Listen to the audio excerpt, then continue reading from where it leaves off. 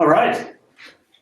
Well, welcome to the first of several online interactive sessions for the Kiwibank FinTech Accelerator. This session is called Corporate and Startup Partnerships.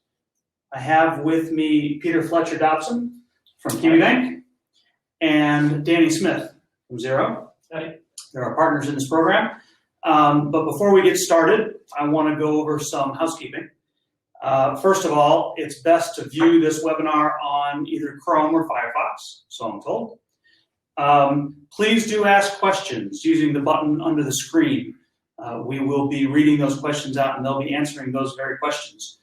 We'll post this video of the session on our website at nzfintech.kiwi. That's nzfintech.kiwi.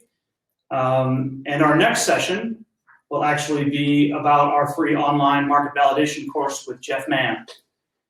So here's the plan for this session. I have 3 questions that I want to ask these guys. And then we'll open it up to the rest of the discussion. So, so please do post your questions online. Upvote them as well. So we'll start with the ones that get upvoted the most. And then we'll have these guys answer those questions. All right. You guys ready to get started? Yeah, sure, yeah. Okay.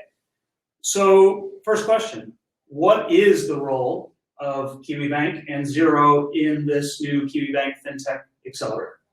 Peter, do you want to start? Yeah, sure. So Kiwibank really wants to be able to support FinTech and innovation, new young businesses in New Zealand. And so what we bring to the table is obviously customers. We now have 1 million customers in our base. We are the highest NPS of any bank brand, and so we're pretty well regarded in New Zealand. And obviously, we've been around now for 15 years, so we've got that banking experience and global links into sort of global bank working networks. We want to open up as much as possible and make that sort of expertise that we have inside the bank, access to systems, as much help as we can bring. And it's not just about banking either. So Kiwibank Holdings covers KiwiSaver through our Kiwi Wealth. So we have an investment arm, wealth managers, we have Kiwi Insurance, we have Kiwi Asset Finance. So there's a whole array of different financial industry services that we really welcome. Kiwi Innovation bringing goodness and richness and innovation to those services. So I guess what we want to do is be as open and supportive as possible in terms of mentors, advisors, links to the wider sort of banking and financial services industry. All right, thanks, Peter.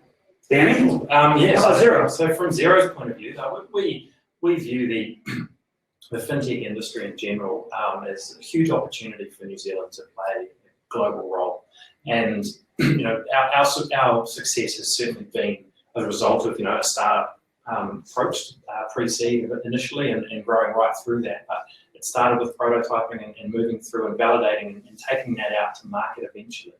And so Xero's got a lot of experience and sort of institutional experience inside the business on how to scale that up and how to take an idea, develop it, work it, and push that out and get that validation working. So there's a lot of mentoring opportunity that we bring to the table, like just technical chops and development opportunities as well, making things scalable and architecting things right from the first point. Some of that's been learned through the hard way, and just bringing general expertise and guidance through the whole process of having been, it started around a coffee table, not much smaller than this one here, and now we've just shy of 1,600 people globally. So it's a business that's gone through it, and I think there's a lot that Xero can offer to anyone that's want to jump on board the program along that pathway. That's great. Second question. So why do you think it's valuable for founders so founders that would come into the program, but in general, founders to work with corporates. So what you're suggesting is putting together a program where founders are going to be working with corporates pretty closely, sounds like. What's the benefit to founders in your eyes of working with corporates? Andy, you want to start this one? Sure. Working with corporates, I mean, it's not just ourselves, but some of the other technology partners, so Microsoft being involved in this one as well. Having that exposure to that high-end expertise, again, is really, really important, I think, to, even if the idea is disruptive, the idea might be completely innovative and a very, very new approach to doing things, there's going to be learnings that can be drawn from the way that a large corporate has actually executed that, or someone who is been down that beaten path, and there may be pitfalls to avoid that can be learned through that process. So that's a really key reason, I think, to join with a corporate, to partner in this way with corporates that a founder can learn from. Excellent. Peter, what do you think? Yeah, so I mean, financial services is I guess one of the last industries to be disrupted by the internet, and that's because of the regulatory nature up until now, and I guess the barriers to entry for startups, sort of regulatory. So if you were going into financial services, particularly as a bank, you've got a whole regulatory maze to navigate through. And one of the big advantages for, as I see it, founders and startups working with corporates and financial services is we have been through and know that regulatory world inside out. And so a lot of the startups that I've talked to in the past, one of the key things they're after is, for something like anti-money laundering or KYC, know your customer. These are global regulations that you're either trying to, that you have to deal with if you're working within financial services. And a lot of it's just working out, well, how do these things work? What happens when someone wants to set up a fund or join a financial institution, and trying to navigate your way through. And a lot of these regulations are moving fast in terms of as fast as regulators move. But they're changing, and so working with a corporate from a founder's perspective can be a shortcut to actually understanding. So what are the risks I need to be aware of, and how do you operate in this environment? And I think that's a biggie in financial services, where corporates we have we've got the sweat in the blood of having worked through that environment, and so we can really help with that sort of expertise from inside our businesses into the pitfalls, the opportunities, and what you need to know to be able to set up a business that's going to be viable. And do you anticipate working directly with the companies in the program? Or are you looking at putting resources to help these companies or help them explore through your markets, or do you anticipate doing that in the program as well? Well, I mean, kind of all the above. From Kiwibank, we're really keen to provide mentors, advisors, whether that's a sort of a very sort of intimate and involved mentorship, right through to just being able to sort of dial up an expert, and you had a problem. And you don't know the answer, imagine having the directory to financial expertise where you can just hit up someone and they will answer and be able to give you that advice and insight.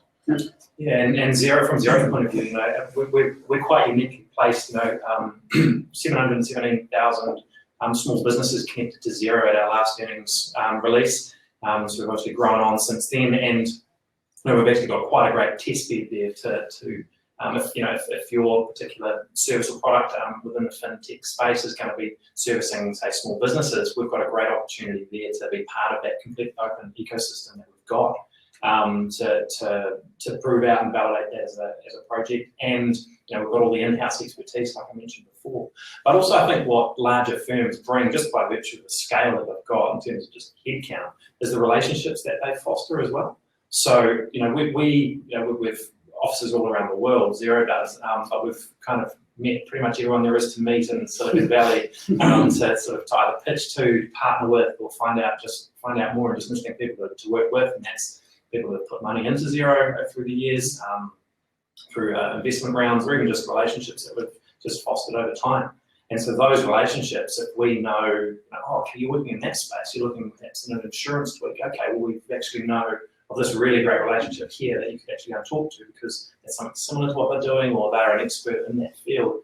They're putting those connections together. I think that's something that when you just have scale, you can't have, you're not without relationships when you're at scale. So those are things that the dots can be joined a lot quicker than having to sort of beat down doors as a founder, which can be a really difficult thing to do. Yeah, well, it's fantastic to kind of come inside the tent, if you will, and it's great that both companies are looking to be open about that relationship and helping the founders who come to the program and really have an open attitude about helping the ecosystem in general. So that's fantastic. All right, I do have one more question before we turn to the questions that have been posted. So we talked about why it's valuable for founders to work with corporates. Why do you think it's valuable for corporates to work with founders? Yeah, absolutely. Kiwibank started as a startup, 15 years ago. It was about, I think, 10 people in the team that founded the bank.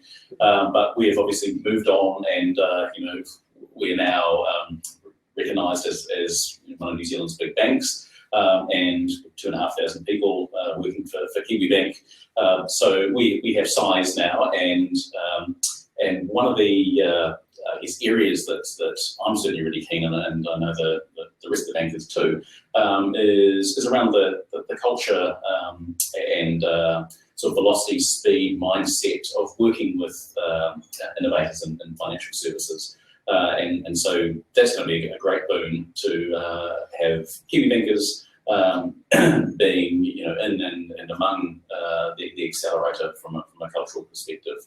The other thing too is we have a number of customer problems, whether it's for personal customers or business markets, B2B, B2C, P2P, that we would love to have some great minds helping us solve as well. So there's oodles of opportunity, and the problems that we have pretty common globally to most banks. So solve it in New Zealand, you probably pretty much solve it anywhere else.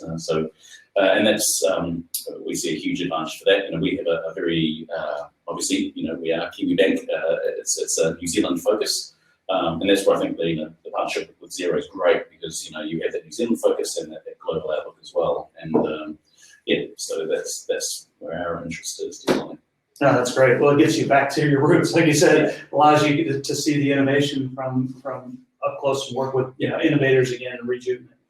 How about you guys? Very, very similar themes again. Like we've partnered with Calvin, another headline sponsor for this, co-sponsor of this whole program as well, and we've worked closely with Calvin for a number of years now. Incredibly useful resources that they've been able to provide for us, and through research and development and grant funding and so on. And so this is it's an opportunity for us to help give back as well, alongside from what we've been able to achieve. So that part of the relationships, and so for us that's it is a paying it forward again approach. So that's one of the reasons we want to do it. But our ecosystem, the breadth of our ecosystem, the openness of that ecosystem is one of the reasons for our global success so far. And so having that openness and working with small companies that are like, oh, I've got a great plan, there's an awesome idea here, and how a really core part of what Xero's been about since the start.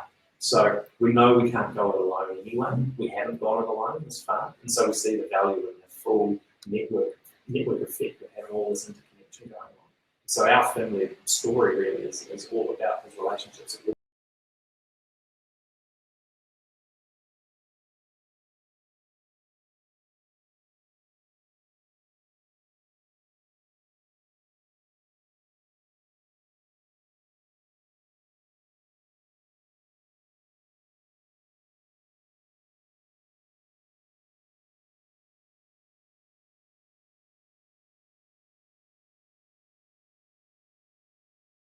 We can build up, so it's really good bringing Danny's answer.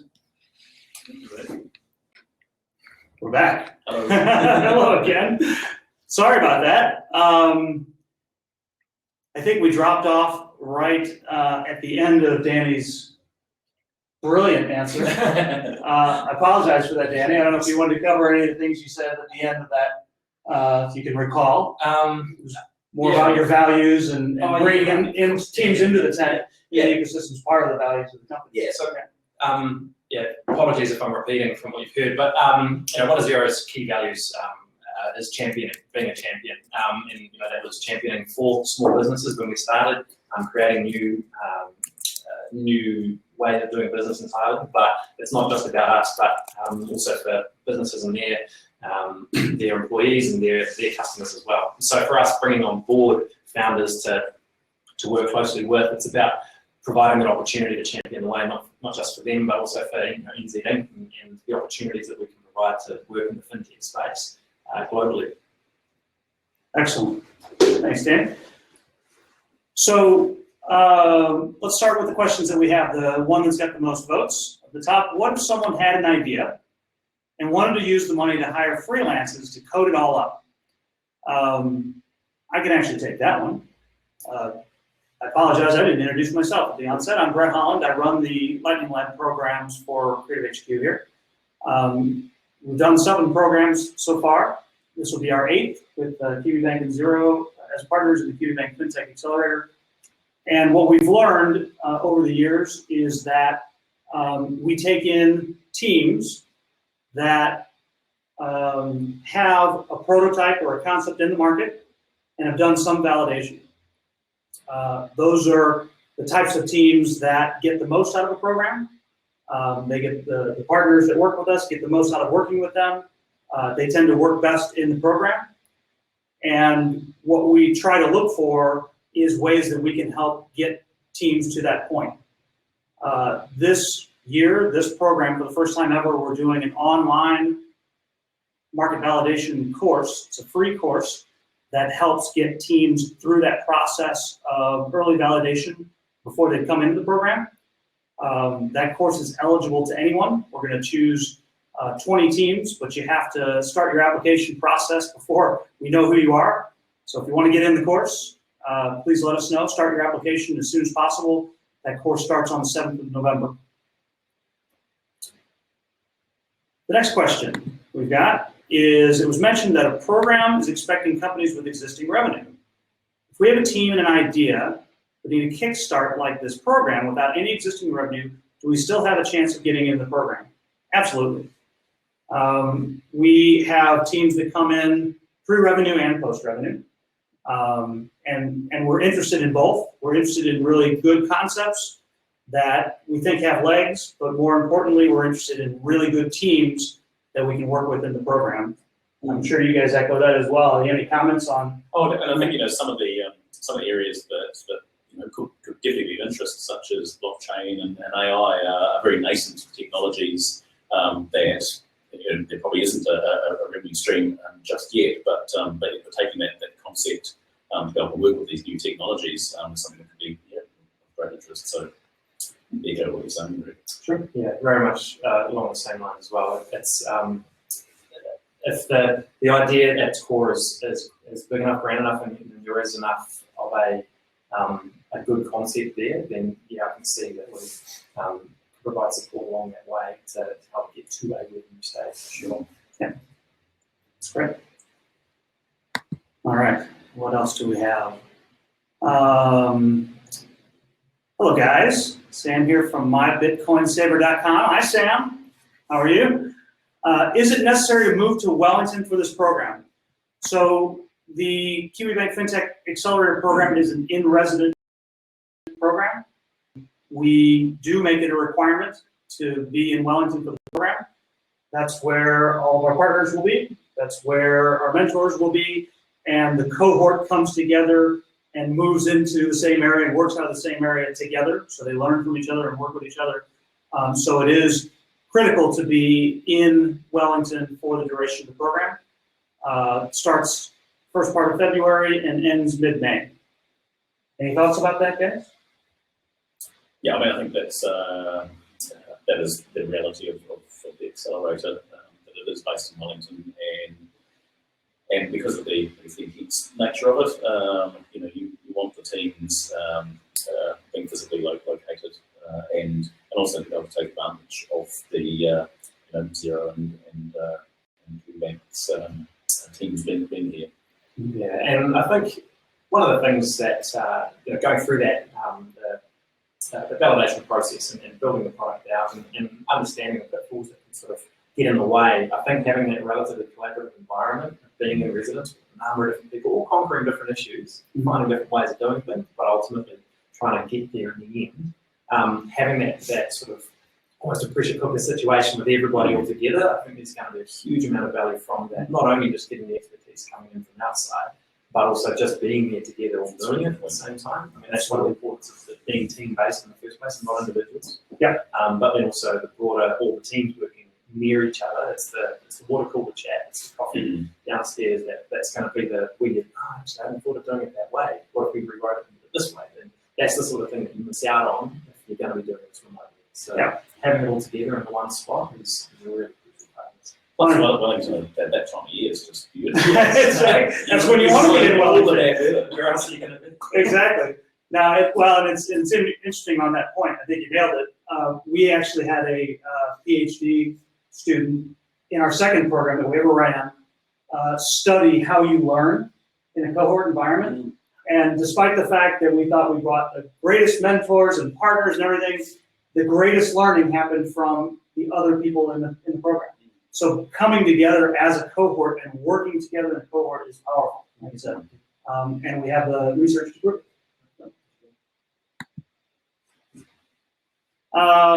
Is there a way to increase the 20K seed funding? So our program, as you pointed out, it's great. We offer 20K funding through the program. And we do that by putting together a fund. We have individual investors that come into that fund. We raise that for the program, and that money then goes into the teams. So our target is to raise the money to put 20K in per team. We're absolutely happy to talk to any team that's looking for more funding to see if we can help, if we can subsidize things for the team, if we can help reduce expenses, or even find additional funding.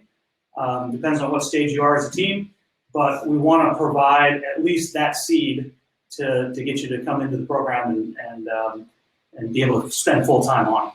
So I don't know if you guys have any thoughts on the investment. That's one of the requirements of the program, is to come in, and in return we want to give teams money so they have to work with. And I think there's also that from the sponsors. I know Microsoft's really big in this and giving in-kind support in terms of products and services. So there's some of those expenses that would be taken care of. We did tally up our perks, and if you use all of them, which I think it's hard to do, it's almost $1 million worth of perks per team.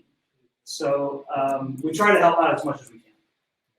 I think it's important to remember as well that 20K seed funding isn't the end goal of starting up things with startup. You could have this, it may not be world domination as a complete goal that you're after, but what you're going to do across this period of time, you're going to meet people, you're going to build these networks and connections up, and there'll be more funding available later on. Already mentioned, Brett, that everything's negotiable. That you can always talk more and more with more people that actually spend more. Maybe get a little bit more, get a little bit more, that sort of thing. So I think it's really important to say, this is a specific program coming for that, but there's a lot more opportunity for just being part of that network itself. Absolutely. Next question. If the team consists of 2 people, a technical founder and an experienced business developer, mentor level, can the business developer involve on a part-time basis? So it's a good question. We've had a bit of experience with teams like that in the past, and our general rule of thumb is, 1, you have to have a team to come in, so we don't have individuals. It just doesn't work. There's way too much workload and too much activity and too many things to accomplish in the 3 months' time to have it fall on one person. And 2, everybody who's involved has to be full-time. So we're pretty adamant about that. Here again, happy to talk to you about it, happy to have a conversation about it, you can reach out to me directly, brett.holland@lightninglab.co.nz, or reach out to me at Twitter @bhollandnz, and certainly happy to talk to you about it. But we've found that the teams that work best are teams that the people are dedicated 100% to the program. So that's what we'll be looking for first and foremost when we select teams to come to the program. Thoughts about that, guys?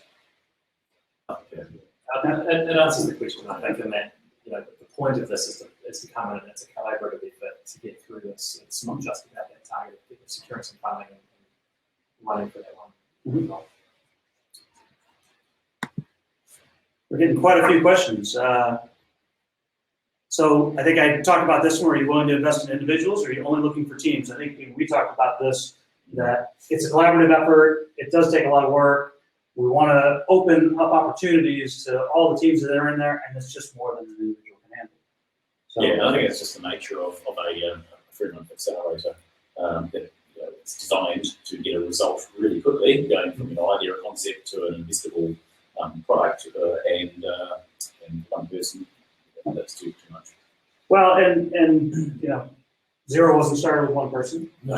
Kiwibank wasn't started with one person. So there's research out there with accelerators, and I talked to the folks from Techstars and Y Combinator about it, and all of the research shows that none of their high growth companies, none of their big winners came in as single founders, and they really don't have any good stories about single founders that have come into the program. I mean, so most accelerators are like us around the world, and they've got a policy that you have to come in as a team. So on that, we're happy to help you as much as we can, find teammates.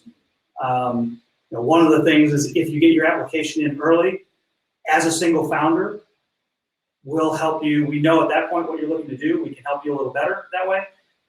We'll look at the other applicants that are single founders and maybe connect you. Certainly happy to help you with the meetup groups in your community. If you're in Wellington, there's a lot of activity going on here. So happy to help founders, but we do have a policy that we do not accept individual teams of one in the program. I mean, I think of one example is Banker, who is a startup in Christchurch, coming Fast 50. Kendall, she had the idea and basically went to a startup weekend and filled out the team, with the idea. And I think if your idea is that good, you're not going to have trouble, particularly in FinTech, of attracting the right people to help and build your team quickly. So I think if you're an individual that's got a fantastic idea, the fact that it's you need a team to get in this accelerator, don't put off at this stage by that. Get in there, the team will form. Yeah, well, and you make a good point. It's a high demand market. FinTech is hot now, so you should be able to attract people to that. But just the idea of coming into an accelerator should be able to attract team members as well. So,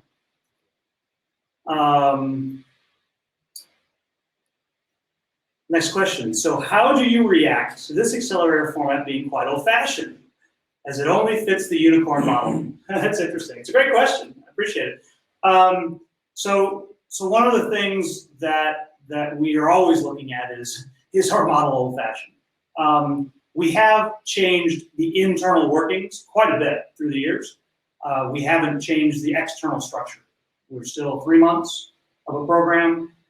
We still focus on a cohort of teams. We still have critical things like you got to come in as a team. But what we found is we haven't changed that because it works. And it works not only for us, but it works globally. It's a model that's working well. For us, our big push is to build the founder ecosystem in New Zealand. That's why we started, that's why we exist, and that's why we want to work with partners like you guys, because you believe in that as well. So we think that this is the best way to give opportunities to young teams, some cases young founders. It doesn't always have to be. You see more and more seasoned founders coming into these programs, taking advantage of the partnership opportunities, taking advantage of the mentoring opportunities, the network connection opportunities, and the investment opportunities. But we see it as the best way to build the founder ecosystem, upskill founders, and get them connected into networks that can help them. 3 months is the minimum amount of time. We don't want to go any longer than we need to. And we certainly want to accomplish one thing, and that's to get founders connected and get them to validate their business models. So if we can do that, then I think that we still have something that's of value. And no, I really don't think it fits the unicorn model at all. As a matter of fact, quite the opposite. Frankly, we don't anticipate having unicorns at all. None of the investors that come in are looking for unicorns. In fact, if we were a unicorn maker, we would have died a long time ago. We don't have the track record for it, that's for sure. But we really are about developing the ecosystem and building businesses that have sustainability and value for not only the founders, but also the partners. Any thoughts about that, Kate? Yeah, like it is an old model.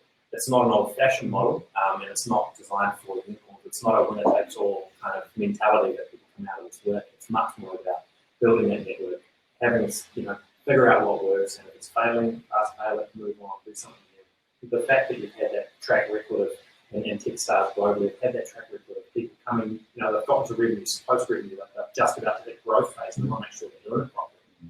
Coming back and seeing, losing a little bit of value of the company just to take on board that, see the value in that networking approach and that collaborative approach of different approaches. Focusing like crazy for 3 months, then hitting the accelerator after that, it's a great opportunity. So, I agree. I don't see that as a unicorn model to success at all. And yeah, it's much bigger than just have one target. The network is much more important. Yeah, I absolutely agree. And I think the Kickstarter model has been proven globally. What Trade HQ and Wellington have been doing in Wellington, absolutely. So I think, as you say, it's not a model that works. No point in reinventing the wheel if you've got something that works and delivers results. And you see that in some of the great companies that come out with this type of model for Accelerator. So, what else do we have? If there are a few founders, does every founder need to attend? Can an employee attend? So, good question, and trying to frame up what that might be.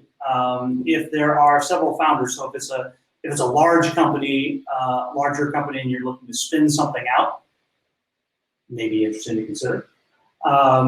We really don't take most of those in. We haven't seen that in the past. We typically see teams that are about 2 to 4 people. And if you're a team of about 2 to 4 people, then yes, everybody has to attend. The problem that happens if you don't all attend is that the people who don't attend are completely disadvantaged of what's going on in the business. They almost become irrelevant to the business, unfortunately. So there's so much activity going on inside the accelerator and with the core team that's there that we've tried this before and kind of seen the failure of it, is the people that are on the outside feel completely alienated because they're on the outside, because the activity's in the middle, and it can cause more dissension in the team than it's worth. So it's not a very strong idea. We would look upon that unfavorably from the selection process. Yeah. Are we working out of the office of Kiwibank? Maybe this is someone from Kiwibank asking that. Right now, we have not picked the location. To be determined. We're looking at all kinds of locations. There is a possibility, but more likely we'll do it on another part of town. And we're looking at some cool locations that are really fit for the purpose of doing an accelerator. And one of the things that we find is you need to craft an environment, physical environment that's conducive to the type of stuff that we do. So not only is it good for the founders, and it's good for getting things done, and good for collaborating, and speakers come in and talk, but it's attractive for mentors to come in, partners to come in. So we want to see your guys' face more there than outside the premises. So we got to have a place that is attractive for you guys to come in. That's right. I think there are advantages from having an accelerator being in its own space, and for both the partners and sponsors, and also the teams involved. Yeah, it's good. I mean, Xero is a good example. Like our workspaces, we really create and craft them into our own. It's a really important thing for us to be able to own a space ourselves. And so we find that that's a dedicated space for us with Nicholas.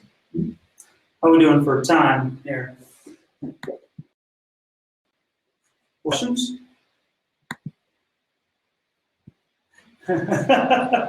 Is my mom's opinion enough validation? I appreciate your mom's opinion, even though I don't know your mom. Unfortunately, no. What roles would you expect to be filled in a team? For instance, developer, manager, marketer. We kind of have a rule of thumb, and I'd love to get your thoughts on this. We kind of have a rule of thumb of the ideal team has 4 components. It doesn't have to be 4 individuals, but it has 4 components. It has a visionary, a hustler, a hacker, and a designer. And why do I say that? What are those roles? A visionary is someone that really takes runs with the ball up the hill, right? So they are the ones that know exactly what you're trying to accomplish, and they're the ones who rally the troops. Typically, the founder, the idea creator, can be the visionary. The hustler is the one that can sell ice to Eskimos, right? That just won't stop. That just continues to push, because it takes a lot of hustle, and they're infectious. They keep the team hustling, right? Could be one and the same person with a visionary. Often is, right? The hacker, you got to have someone who can build, right? So if it's software, it's obviously a dev, right? You got to have dev talent on there. If it's hardware, you've got to have people who can build things, products. So they're the builders. And the designer, which often gets misinterpreted, is not just a graphic designer, but someone who thinks in a design way, right? Who's thinking with design concepts. And it could be front-end designer, and it could manifest itself that way, but someone who's looking at the problem as a design problem and figuring it out that way. So when they're talking and interacting with customers, they're figuring out, okay, how's the solution map to what they're telling us? What are you guys' thoughts about that concept? I mean, those 4 kind of nail it, and they really speak to why an individual isn't really suited for this type of thing. Because if you are a master at all 4 of those, as an individual, I'd love to meet you. At the start, it sounds like you don't sleep. But that really does show that even from the very start, you need to have some specialists. You need to have the best available people, either founding or, the previous question, an employee in some way, some state, the best possible person to fulfill that need within the business. And you might have, a developer that's a really, really good designer at the same time that can fill that same role together. You can split a team in 2 that way, or 3. And I think, if you look around as teams, as businesses scale up from there, you basically have the DNA of each of those 4 founding fathers of the business, or mothers of the business. Most businesses in their large scale are just the DNA back as they come off, and so it's just when the scale is so big that you get more people doing those same functions. But hustlers, you've got developers, you've got designers, and you've got the people pushing right at the very top of the vision, and that's the basis of any large successful firm. Yeah, I agree. I mean, I think that the 4 elements are crucial. Individuals can have 1 or 2 of those skills. Yep. But essentially, that's how great technology companies have been built around those 4 elements. So again, it's kind of an old model, but it works. This is how you get stuff done with velocity and speed, and this is what the Accelerator is all about. That speed of taking an idea and getting it out to market. So you're going to have to have those 4 elements, and you're going to have a team to be able to carry that. It's too fast otherwise. Absolutely. We'll take a couple more questions, looks like. Have any of you personally founded a company? That's great. So fortunately or unfortunately, I've founded about 6. I'd say one of them was pretty successful. It was a nice exit. One of them's kind of sold almost very early on before it was successful, which was great. A few, I guess the remainder were flops. I have spent people's capital, including my own, but I've made money. So You guys? So, no, I've never founded a company. No, I've worked up through the corporations themselves, and I work in business strategy for Xero now. So I'm a current co-founder of the company, working with financial services, and I got into digital in the late 1990s by joining a startup in the news industry then. So while not having founded it, I was one of the early members. We had a fantastic exit, not that I got to see any of it, but I've been through that startup journey.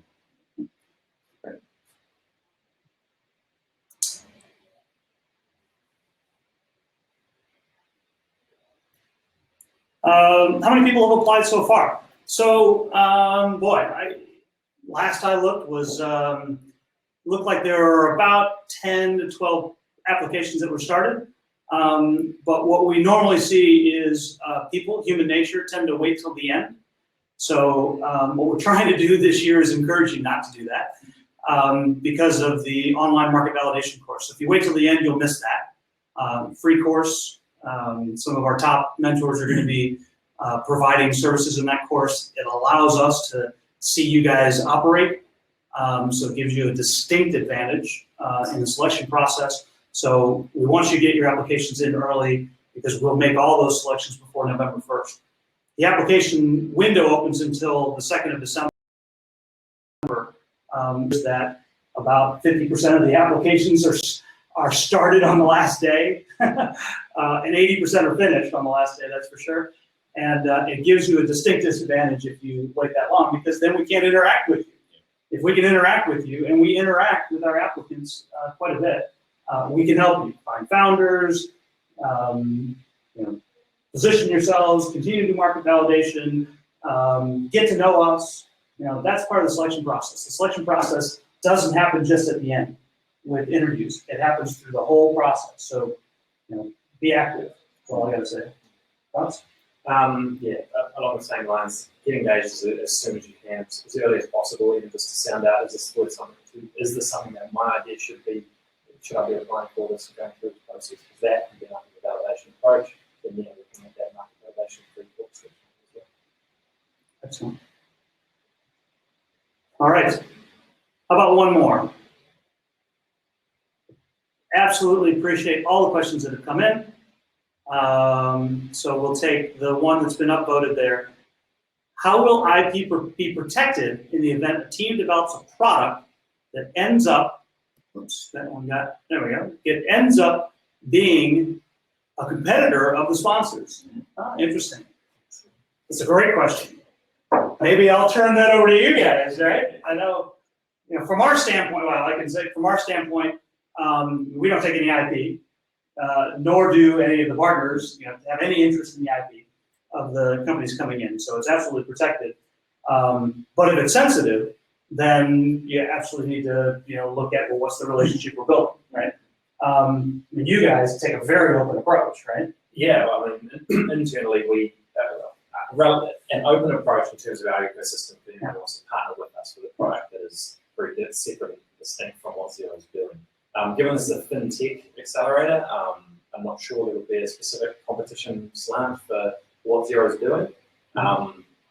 But we work as close as we can in partnering arrangement with many of our current FinTech add-on partners that we've got, partners in the marketplace that we've got. So it's not really, Xero's sort of not really been in the business of acquiring into those adjacencies that heavily. So it's not really a thing that we've been big on. But internally, when we have hackathons and dev days, it's very clear where the IP lies up front. And if it is something that as a founder and you're bringing on you bring mentors on board, yeah, sure, you have the prerogative of offering an NDA. But if there's an NDA in place and there's an arm's length agreement that what's constructed here stays here and you can't take that away, then the protections are in place. I know we've got Sim and Stuart who are also partners within this, in terms of IP advice and legal protections. That's something that can definitely be leaned on to make sure that everybody's coming at it with open eyes and there's no ill feeling at the end of it.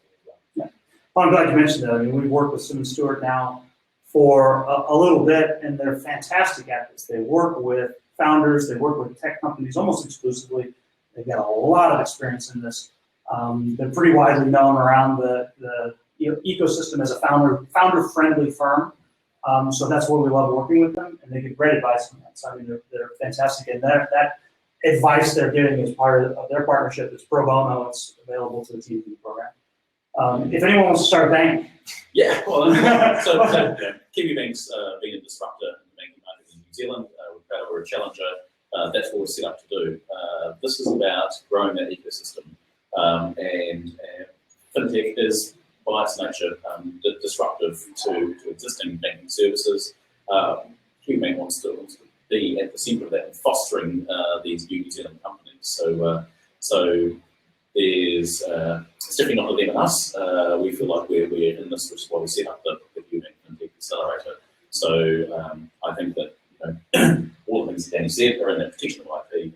Absolutely, that's all of us are going into this with our eyes open. We want a great result for New Zealand and for New Zealand innovation and fintech.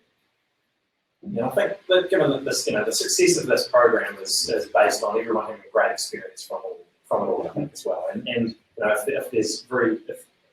if parties come away from it with a disaffected view of it, that type of stress and disaffection can spread pretty easily. So the last thing we want to do is tar ourselves, Kiwibank, the bank sponsors, everybody involved with this is interested in a really good outcome. Yeah. And that's from all perspectives as well. So that, I can't see why really want to treat it. Well, and as a third party in this, happy to have a conversation about whether if there's sensitivity before you even apply, or if you apply before you kind of expose yourself, come to us as Lightning Lab, as Creative HQ, and we can have maybe an initial discussion about the IP issues of your idea, of your company, before full exposure, if you prefer. All right. I think that's probably enough questions. That's about time. Thank you all very much. Thank you, Peter. Thank you, Danny, for your time. Thanks for all your viewpoints. Really appreciate it. Thanks for everybody who joined. Certainly thank you for considering this opportunity of the Kiwibank FinTech Accelerator. We're really excited about it. We hope you guys are too. And we'll be doing this again next week, where we talked to Jeff Mann. Jeff Mann ran our Lightning Lab program up in Auckland this past year. He's going to be leading the online market validation course, and he'll be taking the session on what is that course, what does market validation mean, how is the course going to be structured, what are we looking for in the course, how do you get in, all that stuff. So please join us on that one, and you'll be seeing emails coming out about that course soon, or you can go onto our website, which is nzfintech.kiwi, to find out more about that course.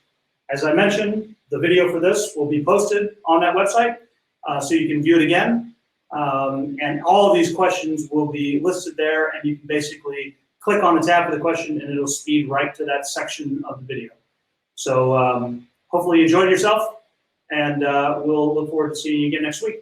And like I said, reach out at any time to me, brett.holland@lightninglab.co.nz.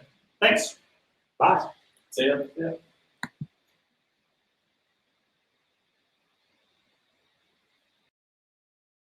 Have you met Chris here? Not in person. I talked to him. Okay, right, yeah. But, Yeah, I mean, Chris